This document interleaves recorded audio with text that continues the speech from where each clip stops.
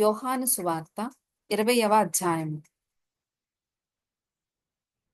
ఆదివారమున ఇంకనూ చీకటిగా ఉన్నప్పుడు మగ్దలేనే మరియ పెందలకడ సమాధి యొద్దకు వచ్చి సమాధి మీద ఉండిన రాయి తీయబడి ఉండుట చూచెను.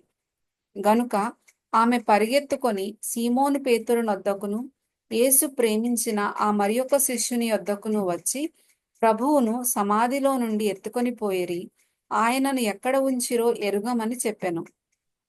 కాబట్టి పేతురును ఆ శిష్యుడును బయలుదేరి సమాధి యొద్దకు వచ్చిరి. వారిద్దరును కూడి పరిగెత్తుచుండగా ఆ శిష్యుడు పేతురు కంటే త్వరగా పరిగెత్తి ముందుగా సమాధి యొద్దకు వచ్చి వంగి నారబట్టలు పడియుండుట చూచెను గాని అతడు సమాధిలో ప్రవేశింపలేదు. అంతటా సీమోను పేతురు అతని వెంబడి వచ్చి సమాధిలో ప్రవేశించి నారబట్టలు పడియుండుటయు ఆయన తలరుమాలు నారబట్టల యొద్ద ఉండక వేరుగా ఒక చోట చుట్టుపెట్టి ఉండుటయు చూచెను. అప్పుడు మొదట సమాధి యొద్దకు వచ్చిన ఆ శిష్యుడు లోపలికి పోయి చూచి నమ్మెను. ఆయన మృతులలో నుండి లేచుట అగత్యమను లేఖనము వారింకనూ గ్రహింపరైరి. అంతటా ఆ శిష్యులు తిరిగి తమ వారి యొద్దకు వెళ్ళిపోయిరి. అయితే మరియ సమాధి బయట నిలిచి ఏడ్చుచుండెను. ఆమె ఏడ్చుచు సమాధిలో వంగి చూడగా తెల్లని వస్త్రములు ధరించిన ఇద్దరు దేవదూతలు యేసు దేహము ఉంచబడిన స్థలములో తలవైపున ఒకడును కాళ్లవైపున ఒకడును కూర్చుండుట కనబడెను. వారు, అమ్మా, ఎందుకు ఏడ్చుచున్నావని ఆమెను అడుగగా ఆమె, నా ప్రభువును ఎవరో ఎత్తుకొని పోయిరి, ఆయనను ఎక్కడ ఉంచిరో నాకు తెలియలేదని చెప్పాను. ఆమె ఈ మాట చెప్పి వెనుక తట్టు తిరిగి యేసు నిలిచి ఉండుట చూచెను గాని ఆయన యేసు అని గుర్తుపట్టలేదు. యేసు, అమ్మా, ఎందుకు ఏడ్చుచున్నావు, ఎవనిని వెదుకుచున్నావు అని ఆమెను అడగగా ఆమె ఆయన తోటమాలి అనుకొని, అయ్యా, నీవు ఆయనను మోసుకొని పోయిన ఎడల ఆయనను ఎక్కడ ఉంచితివో నాతో చెప్పుము, నేను ఆయనను ఎత్తుకొని పోవుదునని చెప్పాను. యేసు ఆమెను చూచి మరియా అని పిలిచెను. ఆమె ఆయన వైపు తిరిగి ఆయనను హెబ్రీ భాషతో రబ్బూని అని పిలిచెను. ఆ మాటకు బోధకుడని అర్థము. యేసు ఆమెతో, నేనింకనూ తండ్రి యొద్దకు ఎక్కిపోలేదు గనుక నన్ను ముట్టుకొనవద్దు.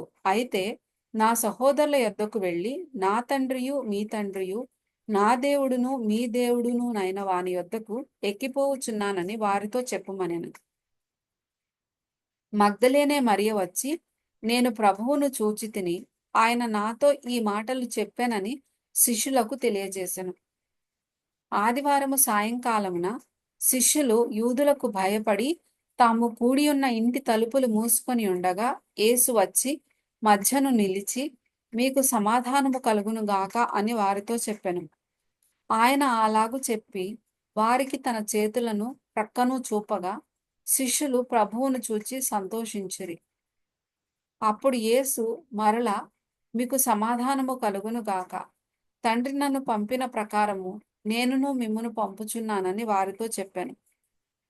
ఆయన ఈ మాట చెప్పి వారి మీద ఊది, పరిశుద్ధాత్మను పొందుడి. మీరు ఎవరి పాపములు క్షమింతురో అవి వారికి క్షమింపబడును, ఎవరి పాపములు మీరు నిలిచి ఉండనిత్తురో అవి నిలిచి ఉండునని వారితో చెప్పాను. యేసు వచ్చినప్పుడు 12 మందిలో ఒకడైన దిదుమ అనబడిన తోమ వారితో లేకపోయాను. గనుక తక్కిన శిష్యులు, మేము ప్రభువును చూచితిమని అతనితో చెప్పగా అతడు, నేనాయన మేకుల గురుతును చూచి నా వ్రేలు ఆ మేకుల గురుతులో పెట్టి నా చెయ్యి ఆయన ప్రక్కలో ఉంచితేనే గాని నమ్మనని వారితో చెప్పెను. 8 దినములైన తరువాత ఆయన శిష్యులు మరలా లోపల ఉన్నప్పుడు తోమ వారితో కూడా ఉండెను. తలుపులు మూయబడి ఉండగా యేసు వచ్చి మధ్యను నిలిచి, మీకు సమాధానము కలుగును గాక అనెను. తరువాత తోమాను చూచి, నీ వేలు ఇటు చాచి నా చేతులు చూడుము, నీ చెయ్యి చాచి నా ప్రక్కలో ఉంచి అవిశ్వాసివి కాక విశ్వాసివై ఉండుమనెను. అందుకు తోమా ఆయనతో, నా ప్రభువా, నా దేవా అనెను. యేసు, నీవు నన్ను చూచి నమ్మితివి, చూడక నమ్మిన వారు ధన్యులని అతనితో చెప్పెను.